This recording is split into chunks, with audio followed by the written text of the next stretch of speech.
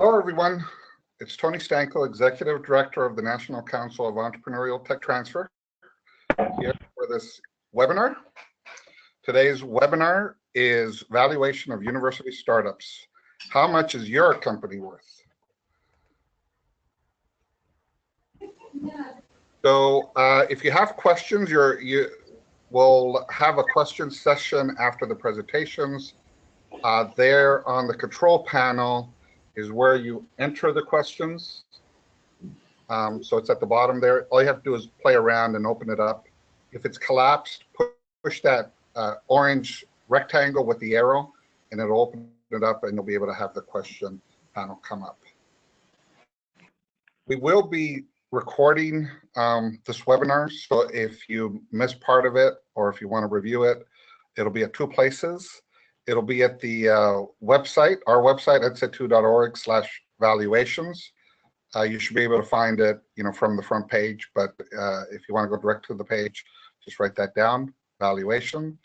It'll also be at our YouTube channel, and I'm not sure that's the correct link, but it might be. The videos and the slides will be available, within 24 to 48 hours. So you can look for those there. We have a few other programs that you may be interested in if you're a startup or if you're a university. So for startups, we do a demo day every 6 months. The next one will be in Washington, October 16 and 17. Basically, it's a showcase to Fortune 500 companies, angels, and VCs, and with specific alignment to the corporate Fortune 500 companies for exits. So most startups exit through M&As and mergers with corporates, so we aim for that. Though if you're an IPO candidate, the alignment is still going to be very good for you. It'll still get you to the market going through the demo day. So there are presentation slots. You'll be recognized if you're selected as one of the best university startups, and you'll have access, as I mentioned, to the Fortune 500, angels, VCs, and other players. We have inked a deal with some Chinese investors who are vetted to invest in university startups. So that's a new program we just started, and they will be at the next demo day. If you're a university or a federal lab and you have IP that isn't in a startup yet, we are starting a new program called IP to Startup, where you can submit IP. It will be scored, and you'll receive feedback from the same Fortune 500 companies that will look at the startups and give you an idea whether they're interested in a license, or if they would like you or us to create a startup that could then, deliver to them through an exit, and then that startup would kind of go through the process through the demo day at a later time. So we have two main programs, one for startups that are ready to kind of move forward, and another for IP that can be placed into the startups. We're doing a lot more webinars. This is one right now, but the next two will talk about the two programs I just mentioned in a little more detail. We'll have the IP to Startup webinar June 8th, and we'll have the demo day process webinar June 14th. One thing we haven't talked about, but Bob Hisrich, who's moderating this session, is helping to coordinate the webinar, and we're going to talk about a new program that we're setting up with him to create university startups around universities, university angel groups around universities to fund university startups for your students, faculty, researchers, and alums. So those are our programs coming up. With that, I'm going to turn it over to Bob now, and he'll start this great panel. Thanks, Tony. I'm Bob Hisrich. I'm the Bridgestone Professor of International Marketing and Associate Dean of the Graduate and International Programs at Kent State University, the College of Business. And I'm really excited to be the moderator of this panel because we have a group of experts that you will learn a lot from. The way we're going to run this is the following. I will introduce the panel members, then each panel member will take no more than 10 minutes to make some comments on this important topic of valuation, which is something that we all need to do at various times as we create our companies. And then after that, there'll be a time for question and answers. I hope each of you, as you hear the panel's members present, you will think about some questions and then send them in the way that Tony described for you before. So our first panel speaker is Steve Roberts. He is Director of Technology Commercialization at Kent State University. Our next panel speaker is Helena Wisnowski. She is now Vice President for Research at University of Alaska Anchorage.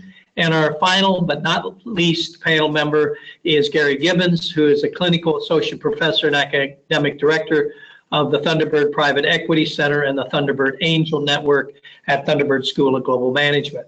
I can assure you, I've had a pleasure of getting to know each of these people.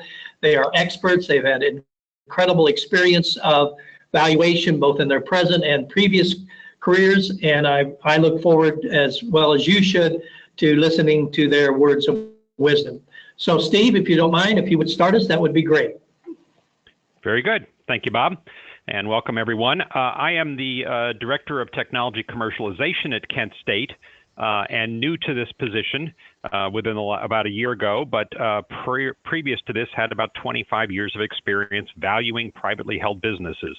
So when Bob asked me to participate, and I thought this is great, this is right in my wheelhouse and an area that I know well. Having said that, university startups have their own set of issues, and we'll talk about those, why it's important to value the company and startup companies, and some of the challenges that are found along the way. Don't expect to create any valuation experts out of this session, but we hope that if nothing else, you'll be an informed consumer and know what to look for and how to do some back of the envelope calculations for yourself. Let's start. Anytime you value an asset, be it real estate or equity in a private company or whatever type of business asset you're looking at, there are three accepted valuation methods: the market approach, the cost approach, and the income approach. Market being looking at similar transactions in open markets. Problem with university startups, A, is there aren't any similar companies to the one likely that you're looking at. And even if there were, there's no open market for trading those assets. There are no third-party buyers and sellers and those kind of things. Cost approach, determine the value of recreating the asset. The question there with the university IP is, how could you ever really quantify what it would take to recreate a patent? And of course, patents by their nature are an exclusionary right. So you couldn't recreate the patent anyway because you couldn't get the same patent. And finally, the income approach, which in theory is the most accepted and valued method to determine what's the income stream likely to be from this asset over the life of the asset. The problem, of course, is predicting early on in a startup company's life what an income stream might look like is a real challenge. So the bottom line is valuing startup companies before there's any revenue, it's really hard and not something for the faint of heart to take a look at. We can start with the balance sheets of a startup company. Let's look first at the assets, what they own. First would be a license or an option to license university technology. Generally, this is untested technology, something that is great in theory, works well in the lab, but whether you can build a prototype and take it to market is a real question for everyone. What I think of as really the most valuable asset that a startup company has is very smart people with a story. That's what you're building this around. And whether they can take that story to market remains to be seen. Friends and family that can help fund some things, create opportunities, have contacts, those kind of things can often be an asset. And I hope the next one is an asset, and that's a local or university entrepreneurial ecosystem that can help foster the development of the startup company and help along the way as they meet the inevitable challenges that they're sure to see. Liabilities are numerous. The company typically has little or no cash, no access to capital. Oftentimes very smart academic or scientific people with no business background, no management experience, never hired and fired, never made payroll, all the things that you have to do when you're starting a company. They may have very limited understanding of the market. They may know one product or one area very well, but don't really see how it fits into the overall industry or the market. Regulatory hurdles can be substantial, especially for anything medical related. Typically, startups have lots of mouths to feed, people who need to pay rent and buy groceries and take care of their families. When cash is limited, that creates lots of challenges. And finally, something we talk a lot about disruptive technologies, but we often don't consider how strong the pushback is likely to be from existing companies. So if your startup is going to displace companies or participants in a market, you can expect them to be angry and not happy about it, and create as much many problems as possible for that startup company. So this can often be a real liability that we often overlook. Oftentimes, when you're looking at a business plan, you'll see the proverbial hockey stick revenue projections for a company, startup company, and sometimes you need to be careful what you wish for. Here's a chart showing the revenue growth for Groupon. Some of you may remember Groupon from March of 2009 through March of 2011 in the blue. On the bottom line, you'll see the net loss, the income attributable to Groupon. And in the fourth quarter of 2010, between September and December of 2010, for every dollar of revenue growth, the company experienced a loss of $1. So it's not a recipe for success to be losing money as fast as you're growing your revenue. So oftentimes we look at the revenue line, but we don't consider the cost lines of producing that revenue. Why is it important that we get the value correct when we're valuing a startup company? Well, if the seed stage valuation is too high, the financial contributors are undervalued and receive too little stock. It makes it easy for them to walk away if things get difficult. It can push back later seed round funding and create lots of problems if the company misses important milestones along the way. Alternatively, if the value is too low, you create problems for the entrepreneurs. They're less motivated. You increase the dilution after multiple rounds of financing. So you want those entrepreneurs to have real skin in the game and have a real incentive to make this thing succeed. So it's important that the value be roughly correct as you go forward. Got three handy methods for valuing pre-revenue startup companies, the venture capital method, a scorecard method, and the Berkus method. And I'm going to talk about the first one, and then Helena Wisniewski is going to talk about the next two. So let me first talk about the venture capital method. You'll often hear that referred to. Basically, its post-money valuation is equal to the terminal value or the sales price of the company at some point in the future, divided by the anticipated return on investment. And again, where the terminal value is the selling price of the company in, say, 5 to 8 years, typically anticipated ROI is between 10 and 30%. So here's an example where a company that needs $1 million in cash, you could expect, based on experience, that they will sell for about $50 million 5 to 8 years from now, and that the investors are going to demand a 20% ROI. So the 50 million divided by 20 equals $2.5 million. Take out the $1 million cash that's needed, and the pre-money valuation would be $1.5 million.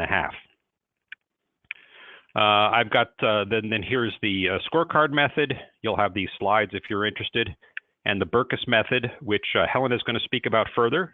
So without further ado, I will turn it over to her. Well, thank you very much, Steve, and good afternoon, everyone. I'm going to be talking about valuation of early stage startups, and is it an art or a science?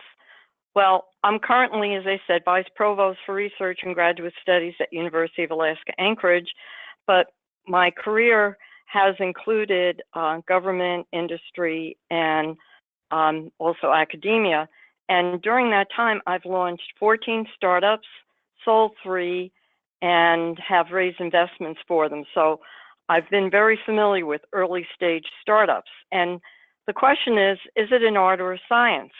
Well, I've heard it said that business valuation is more an art than a science. If this is true, then startups are in the domain of the artist. But the issue is that you need to put a value on your startup to raise money, and the investors need to put a value on their investments to generate liquidity. If you've sold a house, you know that you take certain factors into account. Its location, sales of comparable houses in your area, upgrades, etc. But in the end, is it worth what someone will pay for it? That's similar for a valuation of a startup, in particular, early stage pre-money valuations. There are perceptions and general rules of thumb and some methods that I'll share. These include perceptions based on my experience from a startup point of view and from experiences with investors from their point of view. Where do they converge? Well, there's some general rules of thumb. When I formed my first startup in biometrics, I sought guidance from a co-founder of the Titan Corporation, Ed Knopf, whom I had worked for.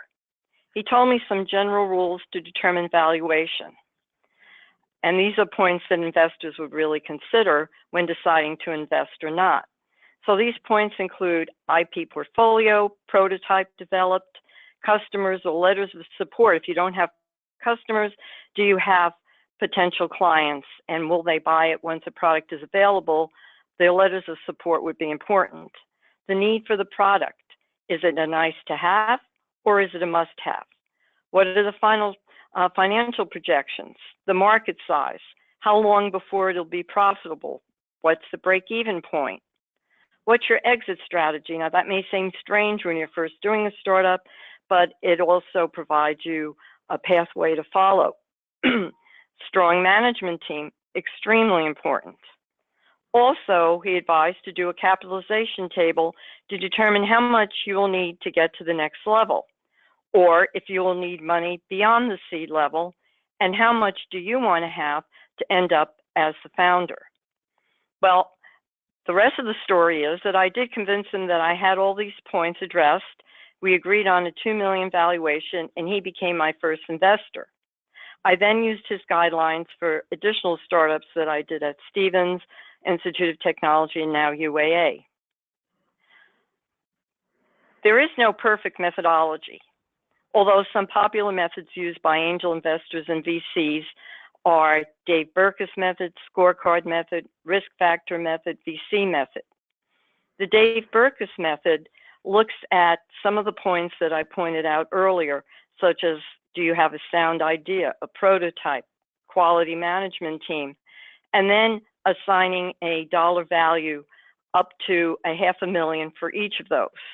So if you feel you have all those, then you'd get a total of about $1.5 million. Scorecard method. This uses comparables. This is more compared to selling your house. You look at what the other houses are selling for in the neighborhood.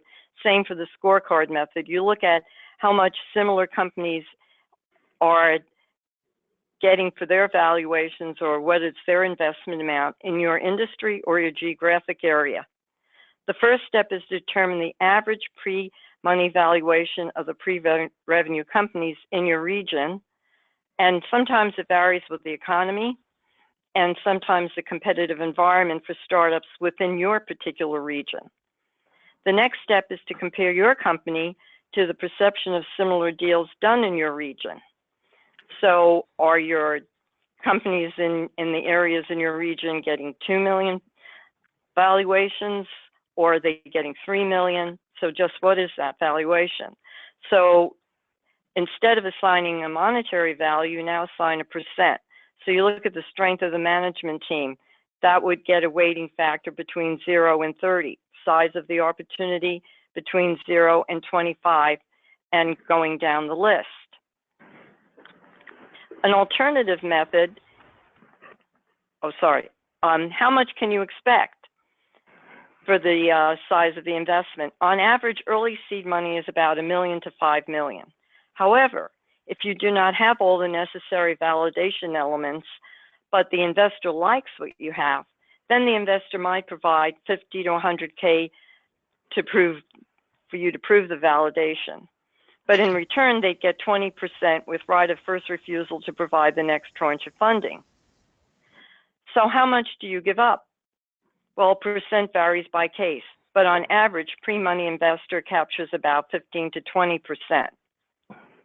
And also note that a good management team is valued more than a good technology. That was disappointing to me when I first heard that, because I love technology and many of my startups are technology companies. An alternative method: suppose that you have a really good idea but don't know how big. Then consider a safe note. Simple agreement. A safe note is a simple agreement for future equity. Unlike a convertible note, it is not debt. Many startups are using this, especially in Silicon Valley. A safe is an agreement between a company and an investor.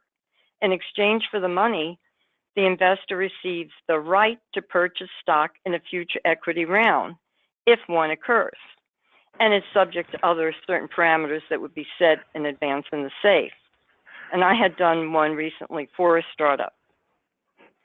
When you're organizing your thoughts, there's a website you might want to go to. That's altainnovation.com. Their Big Idea Analytics gives a 5-step method to assess new ideas by answering critical questions upfront for a new technology. The process helps you understand if your technology has what's needed to raise venture capital. Well, some final thoughts. Your company is worth what someone else will pay to invest in it. And it's up to you to convince them that it's worth what you're asking. You can use these or similar tools that I've presented and some of my colleagues have presented to actually convince them. I will now turn things over to my colleague Gary for his inspiring thoughts.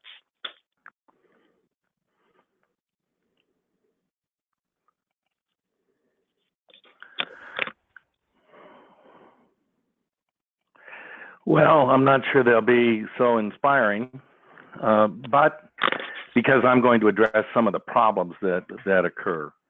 The first problem we always run into is the fact that we can't know the future. So we always have a big information deficit. Now, there's two aspects to an information deficit. First, there's the aspect of what risky things can we not know for certain. And risk is something that's knowable. We're able to estimate it, but we have to measure it and estimate it statistically or with expert knowledge. There's some things in the future, though, that we can't know at all. They're unknowable. We call this uncertainty. And we can't measure these things statistically at all or with expert knowledge. Recently, it's been popular to refer to these things as black swans. Now, one thing that definitely falls within the expert, or I'm sorry, the black swan event is whether we're going to have cash flow at all if we have no cash flow now. The only thing we can try to do is use expert opinion or conjoint analysis. And as Helena mentioned a few moments ago, the problem is often either geographic or industry specific. But it's something that we can't know for sure, and it's very difficult to measure statistically. So we have to consider it an unknowable or an uncertain event. The basic valuation hypothesis that we're always dealing with is that the value of any risky asset is equal to the value of all future benefits, discounted back to today at the appropriate risk-adjusted rate of return. So the basic problems with any valuation scenario are, what are the future benefits and what is the appropriate risk-adjusted rate of return? Graphically, we could express the problem like this. On top of the line, the blue line, the little vertical posts on top are places where we could locate periodic cash flow. Cash flow we'd get at different times in the future. At some point in the future, we might have a terminal value. Now, if we have no operating cash flow, this terminal value might be, we might go through a period of development, we might develop our intellectual property or our process, and then we might sell just the process, just the intellectual property at some time in the future. But graphically, this is what the problem looks like.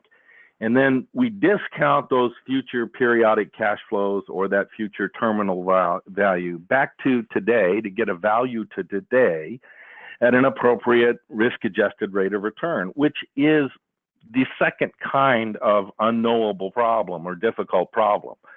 What are the future benefits of cash flows? What's the shape of those cash flows? How long do they continue? Are they growing or declining? And does our model for predicting them work the way the firm works? Those are all issues that deal, or problems that deal with the future benefits. But risk-adjusted, what that risk-adjusted rate of return should be, that's a different kind of problem. And we measure it using two types of techniques. First, we can measure it using heuristics or relative measurements like PE, price to book, price to sales, times EBITDA ratios, things like that. And the problem with these kinds of estimates is they're not specific to our own circumstance. The second way we can do this, type 2, is we can actually compute the marginal cost of capital or the weighted average cost of capital at the firm, at our target firm, the firm we want to value. Now here we have to cost debt, we have to cost preferred stock, cost equity. We can use different methods to cost equity. But the best way to do is, and these methods determine a firm-specific required rate of return, which is good, but they're also difficult because we operate in an unknowing and ever-changing financial market. So they also assume static capital structures out into the future. So none of this gives us certainty. Problems with when we assess the cash flow that's not yet present, we often use, as the two previous speakers have mentioned, comparable firm analysis. We make guesses about how the technology or the kind of service we're providing work out into the future, and we use some qualitative scoring methodology. The best procedure that I've found is that we can use, we can analyze firms using 5 major metrics. First, what's the problem market that we're dealing with? What's the competition like? Second, is the product that the firm, product or service that the firm is offering in that market, is it a true and valuable commodity? Is it a good solution? Does it have intrinsic value? Third, what's the business model? Can the entrepreneur make and sell this service or product at a gross product? Finally, the management team is very important. And then the financial needs of the venture itself, given projections that we might want to make, which are just guesses, and given the investment structure that we want to make. If we analyze firms with those 5 metrics, often we can qualitatively assess the firm, even if we don't have a very good grasp on the cash flow in the future. Bob? Thanks, Gary. I really appreciate it. And all your comments, both from Helena and Steve. And what we want to do now is to open it up to some questions that we will have at least one, if not 2 panel members comment on. So if we could turn it over to the question page, we can take a look at these questions and then answer them. I don't know about the rest of you, but I learned a lot about this evaluation process. I've always had trouble trying to come up with a number myself for the firms when I needed capital. And I think at least now we have a methodologies presented to us that we can use in that process to come up with some number between that might be favorable both to us and the investors. And I think, as said very specifically, it can be an art or a science, and we need to, the ultimate decision is, do we get the investment? So let me ask a question myself, because it intrigued me, Helena, about this art or science. Can you expand on that a little bit in terms of what that means? I see that in books. I see that bandied about a lot. What do we mean by that? Well, what I mean by that is that it's not really a precise, to me, science is precise where you have an algorithm that's well defined and you follow that algorithm. You form a hypothesis and you prove or disprove that hypothesis. With a startup, especially an early stage startup, it's not so well defined. You may not have customers yet. You are going to project what your financials will be, maybe based on market values that, or you see trends in your particular area, but it's less solid projections because you don't have a lot to base it on. So you haven't gotten to the point where you've actually proved your hypothesis. And so I would qualify it more as an art. Good. Anybody want to add anything to that?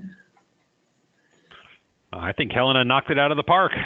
Well, good. Well, since she did, Steve, let me ask a question of you. I know you work in your present role with science at a very early stage. How do you help scientists and technology people in terms of their particular new technology or science get a handle on? It sounds to me that the words that came about in almost every presentation is market and value. How do you help them understand the importance of this so that we can move this technology out of the university into the market? Thanks for the easy question, Bob. That's a challenge. As Bob mentioned, we do work on some very, very early stage science here, and things that even if they ever do come to market, probably will take more than the 20-year allotment on a patent to bring to market. And a great example here at Kent State is our Liquid Crystal Institute, where we invented here the technology that's in the display unit of the iPhone 7.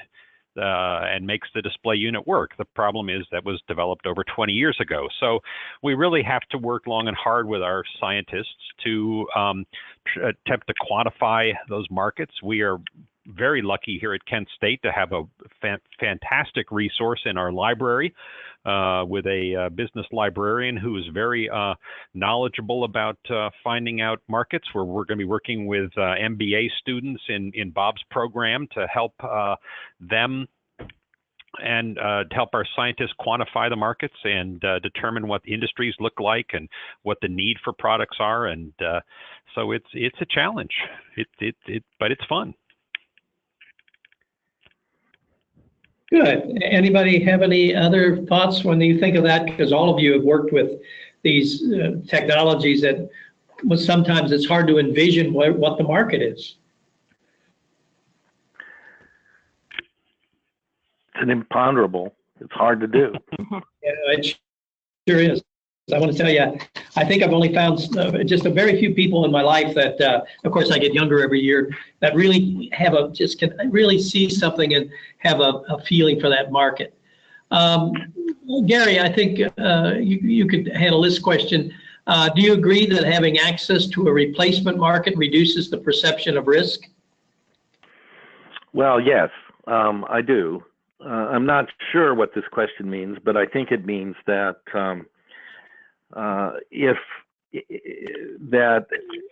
that having two parts, two places, two routes in which to sell the product or service does reduce the perception of risk, and that's true. In other words, if you have more than one option in terms of what can be done with the technology or service that you're working with, then it will, in the investor's mind, reduce the perception of risk. If I understand this right, so if I'm a scientist in a lab and I have my science is good and I got a patent and I'm all set, so it would be therefore, and if I understand this right, it would be better for me to think about maybe one or maybe two different markets, or potentially even three, if there is such a thing, for my science or technology than just one. Can I conclude that? Yeah, I think that's exactly right. And there are lots of products that can be used in different markets. And quite frankly, if you have an operating firm and you're using your own patents in the operating firm, it's still worthwhile to, when you're valuing your firm, to look at the alternative uses of those patents and how they can be licensed in other industries for other uses. So I think that's what this question's getting at, and it makes a lot of sense. But, and this is Steve Roberts here, that said, I do pound on our entrepreneurs here to focus on a particular application, a particular market first. So many inventors have products that they think can do 12 different things, and they probably can. But while you're trying to attack 12 different markets, somebody else is coming along and picking them off one at a time. So I really work with our inventors and entrepreneurs to, yes, it's good to consider alternative uses for this product, but let's really concentrate on getting one to market first and then go from there. Yeah, Steve, the survey I did of was not statistically valid of entrepreneurs, which became the basis for the 13 biggest problems of entrepreneurs and small businesses. The number one problem they always said was focus. And what you're saying is, if I'm going to really create a successful enterprise, then the first thing I need to do is focus on one market. And until proven differently, I should stay with that and really take it to that market, and then perhaps have two or three, if there are a second and third market, maybe just have those as something that we can talk about as increasing the value of my company. Yes, so this is Gary. I don't think we're saying different things. I think focus means entrepreneurial success.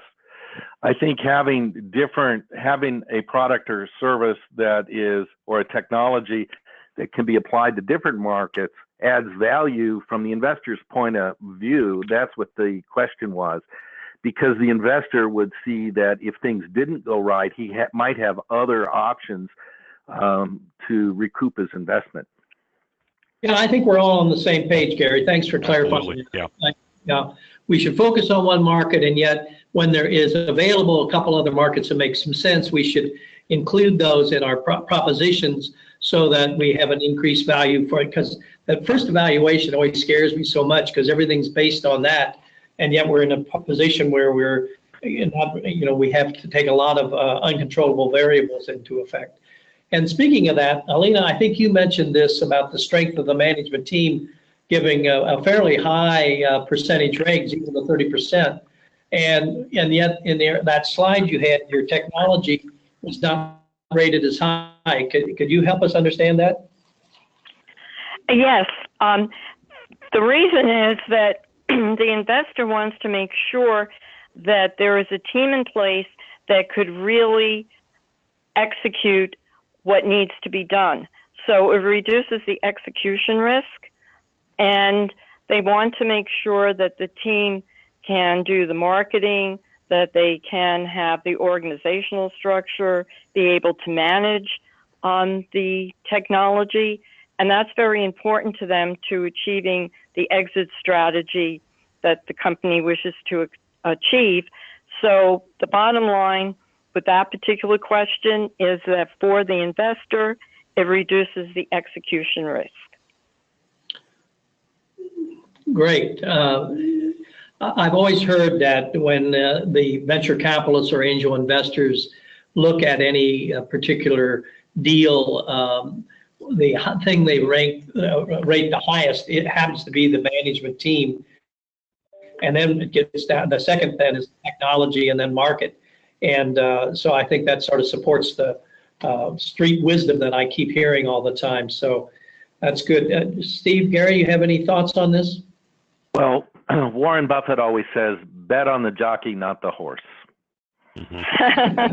Agreed. He's done pretty well in doing that, executing that. So I guess if results have anything to say, that it's a good thing to do. So the one thing I just like to add, it's not minimizing the worth of the technology, because without the technology, especially if it's a disruptive one, there really is no basis for a company. So I don't want I don't want it to be looked at as reducing the value of the technology, but I think what my colleague just said does summarize it the best. But Good. without the horse, there is, no purpose for the jockey. Yeah, well, there you go. So I guess they both are important, no question about it. Speaking of that, just one side question before we get to this one. I've heard the word disruptive technology many times, and we know there's a lot of work done on that by Christensen and others. If the more disruptive the technology, does that make the valuation harder or easier? Wow. Yeah. That's a great question, Bob. I think it makes it harder because when you have disruptive technology, you have less historic information to review or to aid you in the valuation. Yeah, I look at it as a home run hitter coming up in baseball. They're either going to hit a home run or strike out. The home runs are great, but strikeouts are more typical. Incremental, more probable. Technology is easier to forecast, easier to feel comfortable that there will be a payoff. But certainly with disruptive technology, if you hit big, you hit really big, and if you don't, then it's all over. Yeah, I was when I was up in Boston, I was talking with some guy that was fairly decent at that, and at least he seemed to be. And he used a panel of experts when he could find them in the technology space. Is that an approach you might use for doing this? Evaluating disruptive technology? That's a very common approach, and that's the way most people, most successful entrepreneurs approach that problem. Is they use a panel of experts or one or two experts out of the industry to assess the technology. So I would agree. Yes, I think that's common. Okay. Good. So Bob, if I could just add for a minute too, a company looking at a technology, you don't have a lot of information if you're approaching them as a startup about how that fits into their strategy. So you might want to just try to talk to them and find out, what they will tell you about that fit, because you may end up at a different valuation point than you did initially. Oh, good. Thanks. That's an interesting thing if we're going for company financing and company situations. So I hope that gives you a higher valuation and not a lower one. But I'm looking at it from the company, the entrepreneur side, not the investor side. Okay. I think it can. Any other I think thoughts? it can. It's good. I'm sorry? I think it can if the fit is good. If you have something that's a platform technology with lots of applications, then it may be that those applications sit in different places, possibly too. Good. Yeah, that's true when you're trying to navigate a company's vast array of products and areas. Any other comments we have on that? Okay, so let's get back then to the next question. Very good. I want to tell you, I want to congratulate the audience on the questions you're asking are extremely good. How do negotiated license agreements for IP integral to startup affect valuations and negotiations? And I'll just open that up to any panel member who would like to comment on that. Well, Steve Roberts here. I'll take a shot at it. Number one, you've got to have some sort of a license agreement or an option to base the company on the startup on. So it is critical to have those in place. As we talked about at Demo Day, the venture capital group, I think that the venture capitalists certainly believe that all of those license agreements are renegotiable once they enter into the picture. So I certainly came away from those sessions believing that A, it's critical to have them, but B, they're not cast in stone, and you're likely to revisit them as the company progresses along. I agree with Steve. They do. The investors are always going to be worried about the impact that these license agreements have on fixed costs. And so, especially in startups or early stage companies, they're going to want to see the agreements not be an impediment to firm growth. From the university's perspective, we might negotiate a relatively high royalty rate, but if the company is successful and needs additional financing, we're likely to be very willing to talk about lowering that rate if we think that the overall revenue is going to be dramatically higher. Yeah.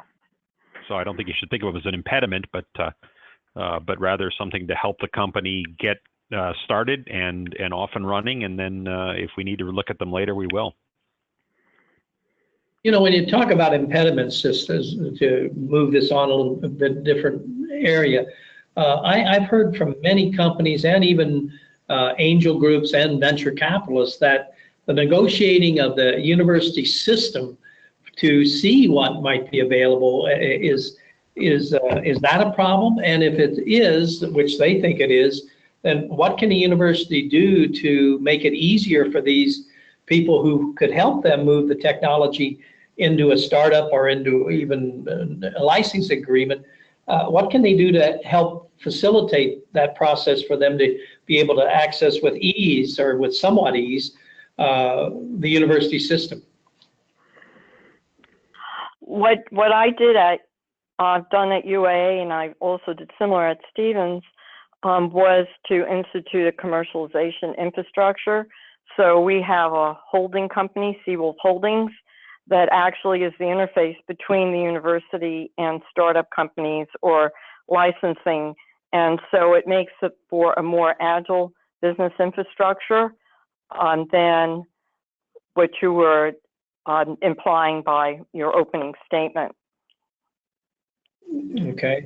Now, do you have, do the universities generally have a sort of a going into, depending on the area of industry, I assume a certain percentage that is your goal, and then you negotiate off of that? Is that how that works?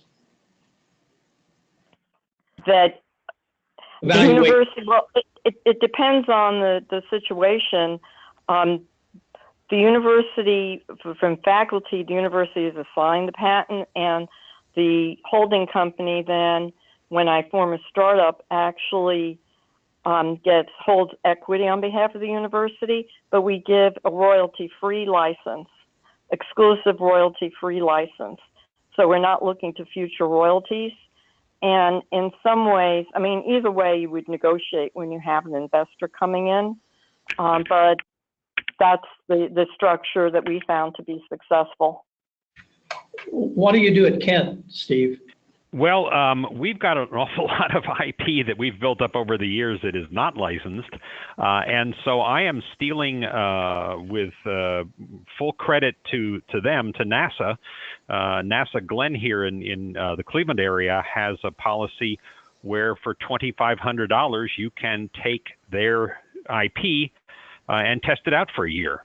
We've got a standardized agreement. We don't negotiate anything. We agree that we will negotiate in good faith a license agreement any time during the year if you want to turn it into a license. But if you want to try our technology, we'd love to have you take it and run with it for a year and see what it'll do. We don't want it being sold during the year to markets, but try it, test it out, and if you like it, we'll be very amenable to striking a licensing deal going forward. Thunderbird is Thunderbird is a part of Arizona State University. We're one of the 16 independent colleges, and Arizona State University uses a system very similar to Hellenis. So that's what we're doing there. So in other words, if you want to create if you're going to have value and create a company or that method, you set up a separate organization that is wholly owned by the university, and then that negotiates the deal. Or if you want to license it, and if you've got a lot of technology, then you could perhaps follow Steve's plan by setting some dollar amount for a year. I've never heard of that, Steve. That's interesting. I don't want to disregard some other questions, so let's move on to the next one, because I think we all could spend at least I could, another 10, 20 minutes on that one. How much value does it add to have a strategic partner included when you go out in terms of your valuation procedure? I think it's one of the critical elements.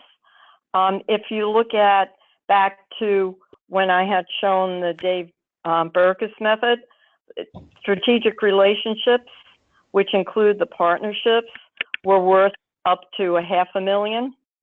And then if you look at the scorecard method, partnerships, marketing, sales, channels, partnerships were given a weighting factor of about 10%. So that gives you both a monetary and a weighting factor that partnerships come in at. So it does add quite a bit of value. And there have been some cases where I've talked to investors and they really do like to see strategic partnerships, especially with an early stage startup. Well, it certainly reduces the risk to the investors of a strategic partner, and therefore, in theory, the investors will demand a lower rate of return, and it will increase the value. Yeah, I've had one experience with that, and my strategic partner was a Fortune 100 company, and I want to tell you, it made. You're absolutely right, Steve and Helena, that it made the value go up and the percent I had to give up go down. So I thought it was quite fortuitous to have that, and I was very pleased with the end result of what I got for what I had to give up. So, Gary, you have any thoughts on this? No, I'm in general agreement with everyone. Good. I wouldn't figure, I keep hearing all the time, and I'm not sure where it came from. I'm not even sure its validity. But I just remember, maybe it's street wisdom or whatever, that anytime you have a technology, regardless, that you should never value it below $1.5 to $2 million. Anybody want to comment on that? I avoid rules of thumb. My experience is rules of thumb are great for talking around Saturday night at a cocktail party, but when you really sit down and look at it, you need to look at the particulars of any situation. And there may be times that that's not appropriate. There may be many other times when it is appropriate, but I like to avoid rules of thumb. I agree with you.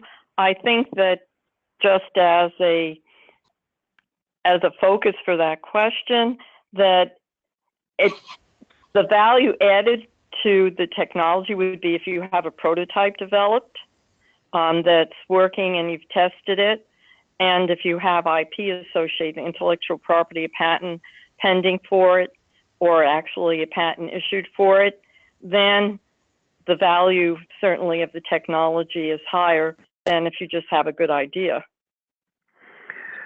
Well, and the other thing is that that rubric or rule of thumb, Bob, doesn't tell us what stage the company would be in. Sometimes companies are just looking for very early stage funding to prove a concept or to bring, or to define a concept. Exactly. Yeah, good point. Steve hit it on the head. This is something I just hear when I'm out banting around, and I'll keep that in mind. But going back again to something that was addressed, if I'm just trying to get proof of concept money, so maybe I need 300, 400,000 to move the thing from where this idea I have to something, maybe a prototype, maybe working, maybe not, obviously, ideally working, but in some cases that's just not going to happen for that kind of capital. Where do you get that money? I would look to the local entrepreneurial ecosystem. Here at Kent State, we just put together a a fund with some state funding and another university in Northeast Ohio, Cleveland State University, where we're going to have money to distribute to university IP holders to build prototypes, assess markets, figure out what the potential for this product is, get it off of our shelves and hopefully into the market. Out here in Arizona, we have an active angel network, and the angel network has several strategic partners that are themselves small fund investors in different kinds of technology. So they are part of the local ecosystem, and we get a lot of firms needing anything from $100,000 to $500,000 to get beyond the early stage, the very early stage. Great. I've used a combination of angel funds and state funding when states do make available seed funding for startups. Yeah. Good. Well, I feel better now that we can at least help because I know the whole mission of NCET2 is to try to get the technology out of the university and the startup companies, and therefore the economic development impact. And so I'm glad to see that there are some help for scientists and technologists to move the process along to company formation. One quick last question, then I'll turn it back to Tony. Tell me, Gary, your whole thing on risk and this uncertainty thing still is interesting to me. Is there ways to help, and the lack of information, is there ways to help reduce that a little bit? I mean, is there information, at least on the industry, available and things of this nature that we can tap into to try to quantify that uncertainty and other risk? Yes, and I think it's a big question for investors. You know, the investors are always looking at whatever the opportunity is, and they're trying to assess, can this be estimated statistically? Is it knowable through experience? Or is this something that is going to be just subject to the whims of something I can't predict? So the more that entrepreneurs can show that they have tangible, maybe historic, or at least demographic or industry specific reasons for making the projections they make about what their product and market will be, the better that will resonate with investors, because investors can look at the basis on which those projections are made and say, well, they're based on fact, which may or may not be true, and there may be probability associated with the truth of it, but they don't want to be investing in situations where there's no basis of fact, or at least estimable fact, for what may happen to them in the future. Great. Well, thank you, Gary, Steve, and Helena. I really appreciate your comments. I don't know about anyone else, but I learned a lot today. And thank you, audience, for your questions. I think they were very astute and brought out a lot more information than for us to absorb. And so with that, I will turn it back over to Tony for concluding this. And I hope you all raise a lot of capital and are very, very successful. Great. Thank you so much, Bob, Steve, Helena, Gary. That was fabulous. We had a lot of questions that we couldn't get to, unfortunately. But that's how these things go sometimes. We'll try to get you answers to some of those questions, but we have so many that I think it's going to be very hard to get back to everybody, but we'll try. Just want to repeat some of the information about the demo day. So for startups, there's a submission process deadline July 14 for IP that could turn into startups. There's a submission process also ending July 18th for the first deadline. We have some more webinars. We're going to be doing them weekly for a few weeks anyway, and maybe even longer. The next one is about the IP to Startup program.